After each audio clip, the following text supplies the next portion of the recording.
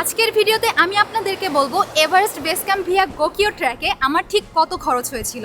এই পুরো ট্রেকিংয়ের উপরে আমার 5 পর্বের একটি অ্যাডভেঞ্চার ফিল্ম সিরিজ অলরেডি আমি পাবলিশ করেছি। আপনারা খরচের ভিডিওর পাশাপাশি চাইলে ওই 5টি ভিডিও গিয়ে দেখে নিতে পারেন, কারণ ওখানে আমার পুরো জার্নিটা আপনারা খুব সুন্দরভাবে ফার্স্ট টু লাস্ট সব কিছু একদম এক্সপিরিয়েন্স করতে পারবেন। তো যাই হোক, এখন আসি মূল কথায় যে আমার ঠিক কত খরচ হয়েছিল। তো যেহেতু অনেকেই দেশের বাইরে থেকে ট্র্যাকটা করতে চান, তাই আমি ঝামেলা এড়ানোর জন্য কাঠমান্ডু টু কাঠমান্ডু খরচটাই তুলে ধরবো শুধুমাত্র। দেখুন, এই ট্যুরটা আপনি বাজেট বাড়িয়ে 2-2.5 লাখ পর্যন্ত নিয়ে যেতে পারেন, আবার কম বাজেটের মধ্যে 1 লাখ টাকার মধ্যেও এই ট্র্যাকটা আপনি শেষ করতে পারবেন।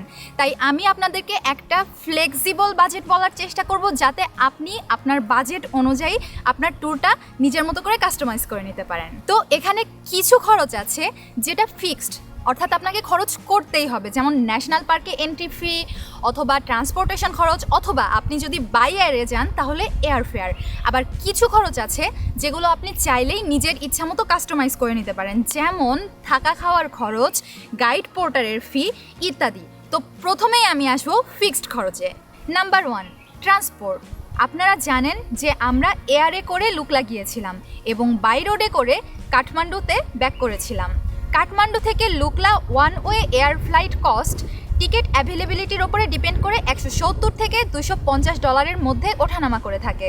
টিকিট আমি এজেন্সির মাধ্যমে বুক করেছিলাম। এছাড়া যারা ভারতীয় নাগরিক আছেন তাদের জন্য অনেক এজেন্সি বিশেষ ছাড়ে টিকিট বিক্রয় করে থাকে, তবে বাংলাদেশিদের জন্য এই সুযোগ থাকছে না।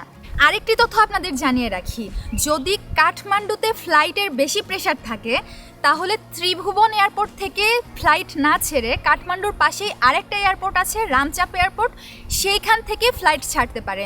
তো এক্ষেত্রে আপনারা যে এজেন্সির মাধ্যমে ফ্লাইটের টিকিট বুক করবেন সেই এজেন্সিরাই আপনাকে কাঠমান্ডু থেকে রামচাপ পর্যন্ত নিয়ে যাওয়ার ব্যবস্থা করে থাকবে। এজন্য অবশ্য তারা কিছুটা এক্সট্রা চার্জ করতে পারে। অর্থাৎ আপনি যদি এটা একটা বাই এয়ারে করেন, অর্থাৎ লুকলা পর্যন্ত যদি এয়ারে যান, তাহলে যাওয়া আসার রাউন্ড ট্রিপ আপনাকে বাজেট রাখতে হবে $340 থেকে $500 পর্যন্ত। যারা বাই রোডে যাবেন তাদের জন্য বলি, আপনাদেরকে প্রথমে কাঠমান্ডু থেকে সাল্লেরি যেতে হবে। সাল্লেরি পর্যন্ত বাস আছে, আবার 15 থেকে 20,000 রুপির মধ্যে 7-8 জন মিলে জিপ ভাড়াও করতে পারেন। সাল্লেরি নেমে সেখান থেকে লোকাল শেয়ার্ড জিপ পেয়ে যাবেন। আমি যখন গিয়েছিলাম তখন বুবসাতে একটা ব্রিজ ভাঙা ছিল, তাই বুবসা গিয়ে নেমে 10-15 মিনিট একটু হাইক করে তারপর আমাদের আলাদা একটা শেয়ার্ড জিপে করে থামডান্ডা যেতে হয়েছিল। সাল্লেরি থেকে থামডান্ডা জিপ ভাড়া জনপ্রতি নিয়েছিল টোটাল 2200 রুপি পার পারসন। আমার ব্যক্তিগত অভিমত, আপনি যদি বাড়তি প্রেশার না নিতে চান তাহলে এই ট্র্যাকটা আপনার বাই এয়ারেই করা উচিত, কারণ আপনি যদি বাই রোডে যান তাহলে আপনাকে কাঠমান্ডু থেকে থামডান্ডা গিয়ে পৌঁছানোর জন্য 2 দিন এক্সট্রা থাকতে হবে, আবার থামডান্ডা থেকে ফাগডিং গিয়ে মেইন রুটে ওঠার জন্য আপনাকে 2 থেকে 1 দিন এক্সট্রা ট্র্যাক করতে হবে। আর কাঠমান্ডু থেকে থামডান্ডা পৌঁছানোর যে টোটাল ওয়েটা, এটা আমার কাছে মোটেও খুব একটা সুবিধাজনক মনে হয় নাই। যারা লং ডিস্টেন্সে পাহাড়ি আঁকাবাঁকার জার্নি নিতে পারেন না, যাদের মোশন সিকনেস আছে, তাদের জন্য এই জার্নি কোনোভাবেই আমি রেকমেন্ড করি না। তো সব মিলিয়ে আমার কাছে বাই এয়ারের জার্নিটাই উইন উইন সিচুয়েশন মনে হয়েছে। তবে হ্যাঁ, আপনি যদি একটা বিশাল গ্রুপ থাকে এবং আপনি যদি এরকম হয় যে হ্যাঁ আপনি এই জার্নিটা নিতে পারবেন, তাহলে সেক্ষেত্রে বাই রোডে এই ট্র্যাকটা করাই কিন্তু বেশি লাভজনক, কারণ সেক্ষেত্রে আপনি জিপটা শেয়ারে নিতে পারবেন, আপনার খরচটা কিন্তু অনেক কমে যাবে এবং আপনি আরামে জার্নিও করতে পারবেন, আপনাকে বাসে করে যেতে হবে না। নাম্বার 2, ন্যাশনাল পার্কে এন্ট্রি ফি। সাগরমাতা ন্যাশনাল পার্কে এন্টার করতে পার পারসন আমাদের লেগেছিল 3500 রুপি করে।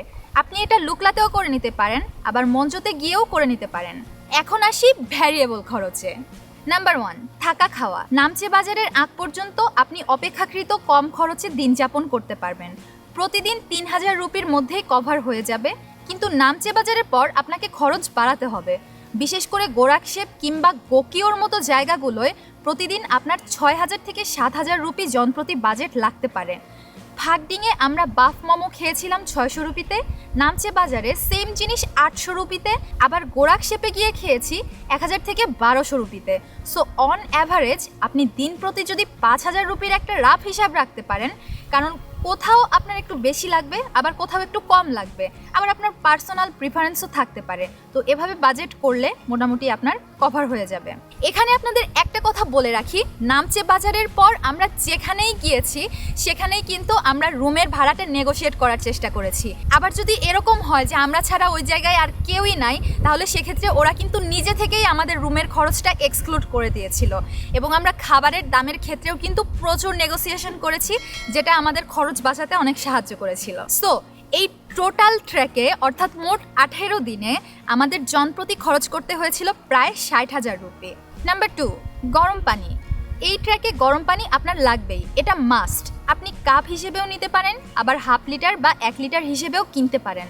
গরম পানির হিসাব আমি আগেই থাকা খাওয়ার খরচে ধরে ফেলেছি, তবে ধারণা দেওয়ার জন্য বলি, 1 কাপ গরম পানি 100 থেকে শুরু করে 250 রুপি পর্যন্ত ভ্যারি করতে পারে।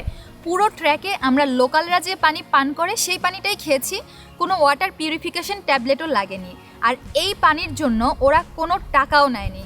আর যদি বোতলের পানি কিনে খান তাহলে সেক্ষেত্রে নিজের মতো করে বাজেট করে নিন। 1 লিটার বোতল 100 থেকে 150 রুপি পর্যন্ত ওঠানামা করবে পুরো ট্রেইলে। নাম্বার 3, গাইড এবং পোর্টার খরচ। আমরা এই পুরো ট্র্যাকটি গাইড কিংবা পোর্টার ছাড়াই করেছি।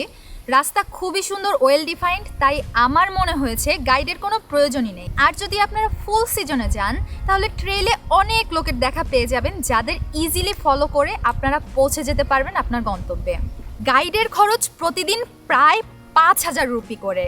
আর যদি আপনি মানুষ সাথে নিতেই চান তাহলে আমার রেকমেন্ডেশন থাকবে যে আপনি গাইড না নিয়ে পোর্টার নেন, কারণ পোর্টার আপনাকে রাস্তা দেখানোর পাশাপাশি আপনার কিছু জিনিসপত্র কিন্তু সাথে ক্যারি করবে।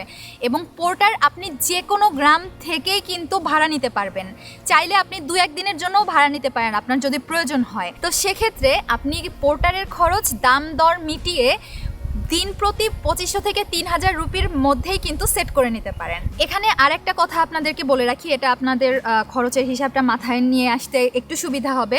যেমন আপনি যদি 2 দিনের জন্য পোর্টার নেন তাহলে আপনাকে পোর্টারকে 3 দিনের টাকা দিতে হবে, কারণ 2 দিনে সে আপনাকে আপনার গন্তব্যে পৌঁছে দিবে আর 1 দিন লাগবে তার নিজের ভিলেজে ফিরে আসতে। তো তারা ওই 1 দিনের এক্সট্রা টাকাটাও কিন্তু কাউন্ট করবে। তো এই ছিল মোটামুটি খরচের হিসাব। এছাড়াও আপনার যা যা প্রয়োজনীয় জিনিস আছে সেগুলো আপনি চাইলে কাঠমান্ডুর থামেল থেকে কিনতে পারেন। আমরা আমাদের টুকটাক প্রয়োজনীয় জিনিসপত্র থাইল্যান্ড থেকেও কেনাকাটা করেছিলাম। আবার কিছু কিছু জিনিস যেমন স্লিপিং ব্যাগ, ফ্লিট জ্যাকেট এবং ক্র্যাম্পন কাঠমান্ডুর থামেল থেকে সুলভ মূল্যে কিনেছিলাম, কিন্তু ওখান থেকে কিন্তু কেনাকাটা করার সময় আপনাকে প্রচুর নেগোসিয়েশন করতে হবে, এটা কিন্তু মাস্ট কিপ ইন মাইন্ড। এই ট্র্যাকিংয়ের জন্য আপনার কী কী কেনাকাটা করা জরুরি এবং ব্যাকপ্যাকিংয়ে আপনি কী কী জিনিস সাথে নেবেন আর কী কী অপ্রয়োজনীয় জিনিস নিয়ে আপনি আপনার ব্যাগ ভারী করবেন না, সেটার উপরে আমার আলাদা একটা ভিডিও আসতে যাচ্ছে, সো কিপ ওয়াচিং। এছাড়াও আমি এখন আছি, আপনারা আমার পেছনে দেখতে পাচ্ছেন সমুদ্র সৈকত, আমি এখন আছি কোচাং আইল্যান্ডে। এটার উপরে আমার আলাদা একটা ভিডিও আসতে চলেছে, সেটা কিন্তু শুধুমাত্র ফেসবুকের জন্য এক্সক্লুসিভ। সো আমার ফেসবুক পেজেও আপনারা নজর রাখতে ভুলবেন না। দেখা হচ্ছে পরবর্তী ভিডিওতে ইউটিউব অথবা ফেসবুক থেকে। Till then, good bye.